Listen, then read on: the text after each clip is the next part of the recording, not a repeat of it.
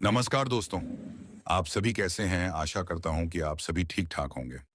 आज हम आपके साथ एक और भयानक मामले पर नजर डालने जा रहे हैं।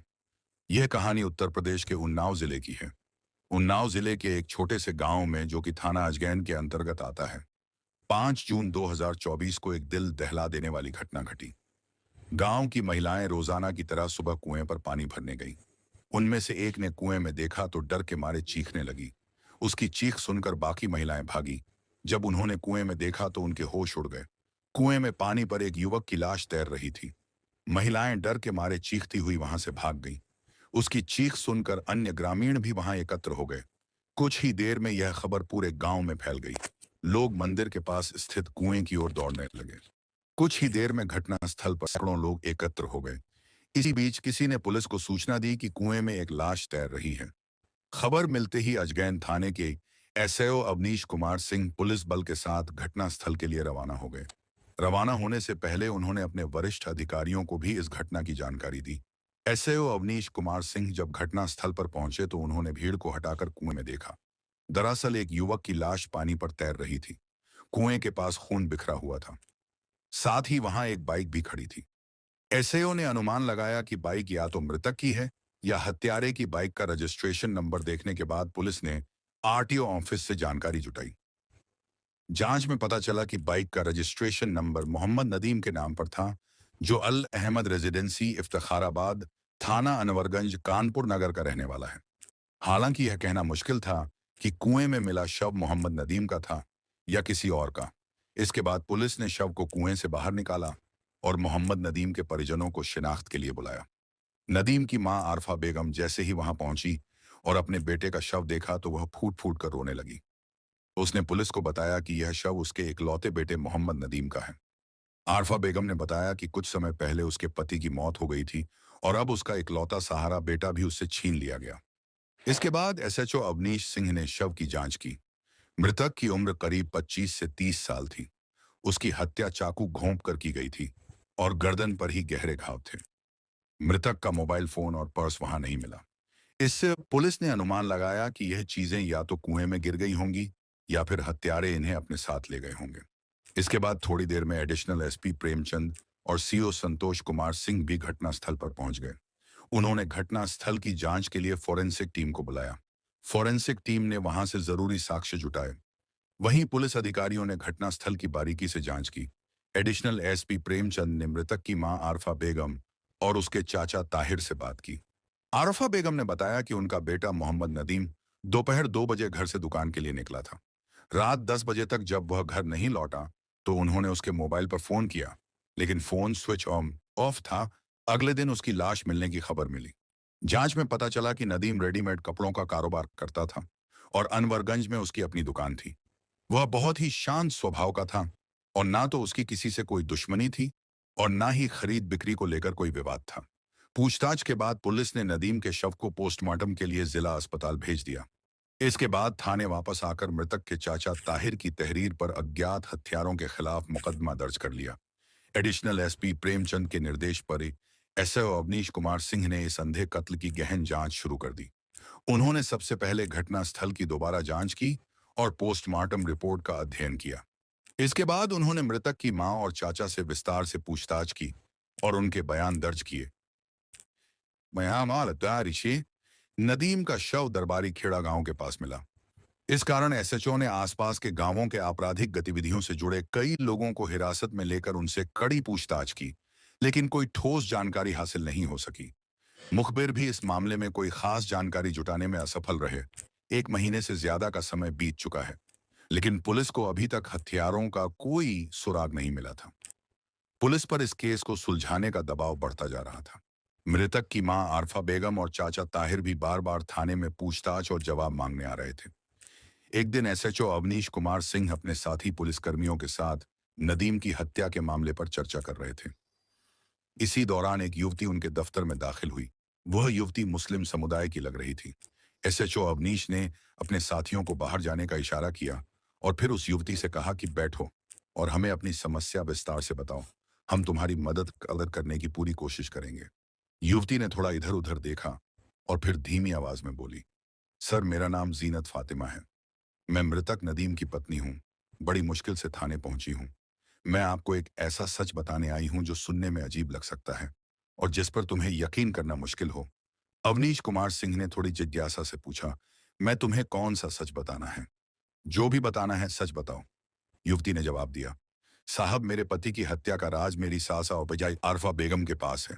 मुझे यकीन है कि उन्होंने ही मेरे पति की हत्या की साजिश रची है। अवनीश ने उसकी तरफ तीखी नजर से देखा और कहा, तुम्हारी बातों पर यकीन करना थोड़ा मुश्किल हो रहा है। एक माँ अपने इकलौते बेटे को क्यों मारेगी? लेकिन फिर भी मैं जानना चाहता हूं कि तुम ऐसा क्यों सोच रही हो। तुम्हारे शक का आधार क्या है, जीनत? फातिमा ने गंभीरता से कहा। पहला कारण तो यह है कि आरफा बेगम मकान और दुकान बेचना चाहती थी, लेकिन मेरे पति इसके सख्त खिलाफ थे। इस बात को लेकर दोनों के बीच अक्सर झगड़े होते रहते थे। दूसरी वजह यह है कि उनका एक खास रिश्ता है। मेरी सास का अजमेर के एक रिश्तेदार से गलत रिश्ता है। वह मकान और दुकान बेचकर उसके साथ रहना चाहती थी। मेरे पति इस रिश्ते का विरोध कर रहे थे। मुझे यकीन है कि मेरे पति के विरोध के कारण ही मेरी सास ने यह कदम उठाया। यह सुनकर अवनीश कुमार गहरी सोच में पड़ गए। उन्होंने खुद से पूछा, क्या कोई माँ इतनी निर्दयी हो सकती है कि अपनी हवस पूरी करने के लिए अपने जवान बेटे को मार डाले? वह गहरी सोच में पड़ गए। क्या आरफा बेगम ने वाकई अपने बेटे नदीम को मरवाया है, या फिर जीनत फातिमा का इस हत्या से कोई संबंध है और हो सकता है कि वह कुछ छिपाने की कोशिश कर रही हो। एसएचओ अवनीश कुमार सिंह ने इस मामले की आगे जांच करने का सोचा और हर बात को बारीकी से समझने की कोशिश की। इसके बाद अवनीश कुमार ने एडिशनल एएसपी प्रेमचंद से मुलाकात की और उन्हें पूरी घटना की जानकारी दी। उन्होंने इस रहस्यमयी हत्याकांड की जांच के आदेश दिए। उन्होंने इस मामले के लिए एक विशेष जांच टीम बनाई। टीम की कमान सीओ संतोष कुमार सिंह को सौंपी गई। टीम ने सबसे पहले मृतक नदीम की मां मोहम्मद आरफा बेगम पर नजर रखनी शुरू की। साथ ही मृतक और उसकी मां के मोबाइल फोन की कॉल डिटेल भी चेक की, ताकि सच्चाई का पता लगाया जा सके। लेकिन आरफा बेगम की कॉल डिटेल में कोई संदिग्ध नंबर नहीं था। इससे यह साफ हो गया कि उसने किसी बाहरी व्यक्ति से बात नहीं की। घटना वाले दिन उसने किसी से बात नहीं की, हालांकि उसने रात 10 बजे नदीम को फोन किया था। इसके अलावा पुलिस को नदीम की पत्नी जीनत फातिमा की कॉल डिटेल भी मिली, लेकिन उससे भी उन्हें कोई खास जानकारी नहीं मिली। लेकिन जब पुलिस टीम ने नदीम के मोबाइल नंबर की कॉल डिटेल्स चेक की, तो उन्हें एक संदिग्ध नंबर मिला। नदीम ने इस नंबर पर 4 जून 2024 को बात की थी। जब पुलिस ने इस संदिग्ध नंबर की जांच की, तो पता चला कि यह नंबर सलीम नाम के व्यक्ति के नाम पर रजिस्टर्ड है। जांच में पता चला कि सलीम सिद्दीकी अजमेर के लौंगिया मोहल्ले की गली नंबर 15 का रहने वाला है। पुलिस टीम सलीम की तलाश में अजमेर पहुंची और उसके घर की तलाशी ली, लेकिन वह है वहां नहीं मिला। उन्होंने आसपास के लोगों से पूछताछ की, तो पता चला कि वह किसी काम से उत्तर प्रदेश गया हुआ है। सलीम के भागने के बाद भी पुलिस ने हार नहीं मानी और मुखबिरों का जाल बिछा दिया। साथ ही उन बसों के बस स्टॉप और रेलवे स्टेशनों पर निगरानी बढ़ा दी। आखिरकार 19 जुलाई 2024 को एक मुखबिर ने एएसएचओ अवनीश कुमार सिंह को सूचना दी कि सलीम उन्नाव रेलवे स्टेशन पर मौजूद है। सूचना मिलते ही पुलिस टीम स्टेशन पर पहुंची और मुखबिर के इशारे पर सलीम को पकड़ लिया। उस समय सलीम स्टेशन के बाहर किसी का इंतजार कर रहा था। सलीम को हिरासत में लेकर अजगैन थाने लाया गया और पूछताछ शुरू हुई। शुरुआती पूछताछ में सलीम ने नदीम की हत्या करने से इनकार कर दिया, लेकिन जब पुलिस ने उससे सख्ती से पूछताछ की, तो उसने अपना जुर्म कबूल कर लिया। सलीम ने बताया कि उसने पैसों के लालच में कानपुर के कपड़ा व्यापारी मोहम्मद नदीम की हत्या की थी। उसने नदीम की चाकू से हत्या कर दी और शव को कुएं में फेंक दिया। सलीम ने यह भी खुलासा किया कि इस हत्या की साजिश आरफा बेगम और उसके प्रेमी हसम अली ने रची थी। आरफा और हसम ने सलीम को नदीम की हत्या के लिए 5 लाख रुपए की सुपारी दी थी। सलीम को 75,000 रुपए नकद मिल चुके थे और बाकी रकम हत्या के बाद देने का वादा किया गया था। सलीम अजमेर से बाकी रकम लेने उन्नाव आया था, लेकिन पकड़ा गया। सलीम ने पुलिस को वह चाकू भी दिलवा दिया जिससे उसने नदीम की हत्या की थी। चाकू को उसने शव के पास कपड़े में लपेटा हुआ था। सलीम की गिरफ्तारी के बाद पुलिस ने नाटकीय अंदाज में आरफा बेगम और उसके प्रेमी हसम अली को भी गिरफ्तार कर लिया। इन दोनों ने जब सलीम को जेल में देखा तो उन्हें लगा कि अब झूठ बोलने से कोई फायदा नहीं होगा। आखिरकार उन्होंने भी नदीम की हत्या का सच आसानी से स्वीकार कर लिया। इंस्पेक्टर अवनीश कुमार सिंह ने इस हत्याकांड का पर्दाफाश करने और अपराधियों को पकड़ने के लिए अपने वरिष्ठ अधिकारियों को जानकारी दी। इसके बाद एडिशनल एसपी प्रेमचंद ने पुलिस मुख्यालय में प्रेस कॉन्फ्रेंस कर नदीम की हत्या के मामले का सारांश बताया। पुलिस ने सलीम हसन अली और आरफा बेगम को भारतीय दंड संहिता की धारा 302, भारतीय दंड संहिता की धारा 2001 के एक और भारतीय दंड संहिता की धारा 120 की कानूनी प्रक्रिया के तहत गिरफ्तार किया। उसके बाद उन लोगों ने जो सच बताया वह बेहद खतरनाक और चौंकाने वाला था, जिसे सुनकर आप भी चौंक जाएंगे। तो चलिए वीडियो में आगे बढ़ते हैं और विस्तार से जानते हैं कि आखिर वह क्या वजह थी जिसके चलते एक बेरहम मां ने अपने इकलौते बेटे को मौत के घाट उतार दिया। यह घटना कानपुर के अनवरगंज थाना क्षेत्र के एरिया के इफ्तिखाराबाद मोहल्ले की है। यह मुसलमानों का इलाका है जहां ज्यादातर लोग कारोबार करते हैं। किसी का कपड़े का काम है तो कोई लकड़ी चमड़े या मछली के कारोबार से जुड़ा है। घनी आबादी वाले इस इलाके में मोहम्मद नईम अपने परिवार के साथ रहता था। नईम के परिवार में उसकी पत्नी आरफा बेगम, बेटी आलिया और बेटा मोहम्मद नदीम शामिल थे। उसका खुद का घर अलहमद रेजिडेंसी नाम की बिल्डिंग में था। मोहम्मद नईम रेडीमेड कपड़ों का कारोबार करता था और उसकी दुकान अनवरगंज में थी। उसने अपनी बड़ी बेटी आलिया की शादी पहले ही कर दी थी। नदीम बचपन से ही तेज दिमाग का था, लेकिन वह जिद्दी और हठी भी था। उसकी आरफा बेगम को परेशान करता था। वह अक्सर अपने पति को ताना मारती थी कि उसने अपने बेटे को बिगाड़ दिया है। उसका पढ़ाई में कोई मन नहीं लगता था, जबकि गिल्ली डंडा जैसे खेलों में उसकी ज्यादा रुचि थी। इसी वजह से नईम परेशान रहता था। किसी तरह नदीम ने 10वीं कक्षा तक पढ़ाई पूरी की, लेकिन इसके बाद उसकी पढ़ाई में रुचि खत्म हो गई। गलत संगत में पढ़ने की आशंका को देखते हुए नईम ने उसे अपने कपड़े के कारोबार में लगा दिया। धीरे धीरे नदीम दुकानदारी के गुण सीखने लगा और वह कारोबार संभालने लगा। जब नदीम बड़ा हुआ तो जुलाई 2020 में नईम ने उसकी शादी जीनत फातिमा नाम की लड़की से कर दी। जीनत फातिमा के पिता मोहम्मद कासिम बाबूपुरवा इलाके के बाकरगंज बाजार में कपड़े की दुकान चलाते थे। इस शादी के बाद नदीम का परिवार अपनी सामान्य दिनचर्या में लौट आया। आरफा बेगम अपने घर में खुशहाल जिंदगी जी रही थी। सब कुछ सुविधाजनक था और सबसे बड़ी बात यह कि उसे नईम जैसा प्यार करने वाला पति मिला। दोनों खुशी खुशी रह रहे थे। शादी के 1 साल बाद नईम अचानक बीमार पड़ गया। उसकी हालत दिन ब दिन खराब होती जा रही थी। नदीम ने अपने पिता की देखभाल करना नहीं छोड़ा। उसने कई डॉक्टरों से सलाह ली और दवाइयां दिलवाई, लेकिन नईम की हालत में कोई सुधार नहीं हुआ। आखिरकार एक दिन उसकी मौत हो गई। पति की मौत ने आरफा बेगम को अंदर से तोड़ दिया। वह खूब रोई। ताहिर, जो आरफा बेगम का भाई था, और उसका बेटा नदीम, दोनों ने किसी तरह आरफा बेगम को संभाला। समय के साथ आरफा बेगम ने खुद को सामान्य करने की कोशिश की। उधर नदीम भी अपने पिता की मौत से दुखी था। उसने परिवार और दुकान की पूरी जिम्मेदारी अपने कंधों पर ले ली। उसकी पत्नी जीनत फातिमा ने भी हर कदम पर उसका साथ दिया। कहते हैं वक्त हर गम को हल्का कर देता है। आरफा बेगम भी अपने पति की यादों को पीछे छोड़ने की कोशिश करती रही, लेकिन अकेलेपन ने उनकी जिंदगी में जगह बना ली थी। इसी दौरान एक दिन हसम अली उनके घर आए। हसम अली उनके पति के पुराने दोस्त और रिश्तेदार थे। वह पहले भी घर आते थे, इसलिए आरफा बेगम ने उनका गर्मजोशी से स्वागत किया। हसम ने नईम के जाने पर दुख जताया और आरफा बेगम को ढांढस बंधाया। हसम अली का उनके घर आना जाना बढ़ गया। वह पहले से ज्यादा आरफा बेगम से बातें करने लगे। धीरे धीरे उनकी नजदीकियां बढ़ती गईं। हसन अली की पत्नी की भी पहले मौत हो चुकी थी। ऐसे में दोनों अकेले थे और किसी हमसफर की तलाश में थे। एक रात जब बेटा और बहू सो रहे थे, उस समय हसन अली आरफा बेगम के कमरे में आए। दोनों अपनी भावनाओं पर काबू नहीं रख पाए। दोनों एक दूसरे के साथ शारीरिक संबंध बनाए। इसके बाद उनके बीच यह रिश्ता और गहरा होता चला गया। आरफा बेगम की जिंदगी अब बदल चुकी थी। वह फिर से खुश नजर आने लगी थी। हसन अली भी उसे लेकर काफी गंभीर था। वो एक होटल में रहने लगा और अक्सर आरफा बेगम को वहीं बुलाता था। इधर जीनत फातिमा को अपनी सास के व्यवहार में बदलाव दिखने लगा। उसने देखा कि जब से हसन अली आने लगा है, आरफा बेगम ज्यादा सजने संवरने लगी है और उसके चेहरे पर एक अजीब सी खुशी थी। एक रात जब जीनत फातिमा बाथरूम जाने के लिए उठी, तो उसने अपनी सास के कमरे से कुछ अजीब सी आवाजें सुनी। वह कमरे के अंदर तो नहीं गई, लेकिन समझ गई कि उसकी सास हसन अली के साथ शारीरिक संबंध में है। अब उसे साफ समझ आ गया था कि आरफा बेगम के सजने संवरने और बदलती आदतों का असली मकसद क्या था। सुबह नाश्ते के वक्त जीनत ने यह बात अपने पति नदीम को बताई। उसने कहा कि उसके अपनी मां के हसन अली से शारीरिक संबंध है। लेकिन जैसे ही नदीम ने यह सुना, तो वह भड़क गया और बोला, जीनत, तुम यह सब कहकर हमारी मां की इज्जत खराब कर रही हो। उसकी उम्र का लिहाज करो। मैं अपनी मां के बारे में ऐसी बातें बिल्कुल बर्दाश्त नहीं करूंगा। बेहतर होगा कि तुम अपनी गलती मान लो। और दोबारा ऐसी बातें मत कहो। अपनी पत्नी की बातों पर विश्वास करने की बजाय नदीम ने उसे डांट दिया।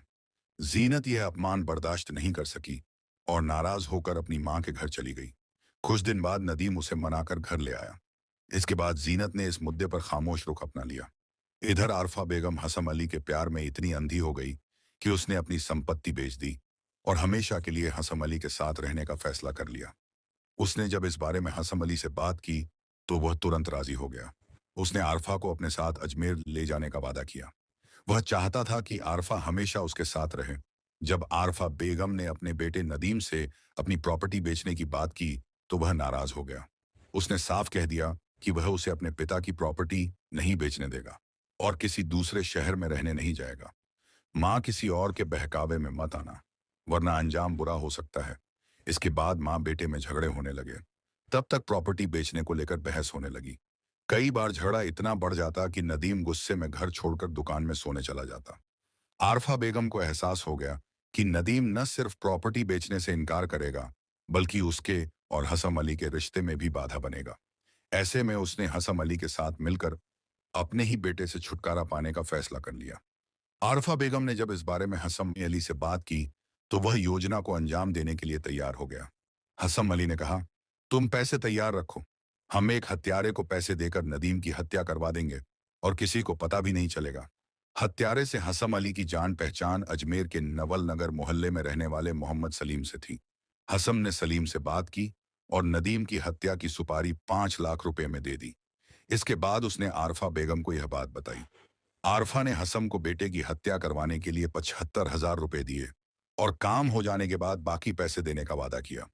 जब सलीम को पैसे मिल गए तो वह 3 जून 2024 को कानपुर शहर पहुंचा। वहां उसने पारेड इलाके में एक साधारण होटल में रुकने का फैसला किया।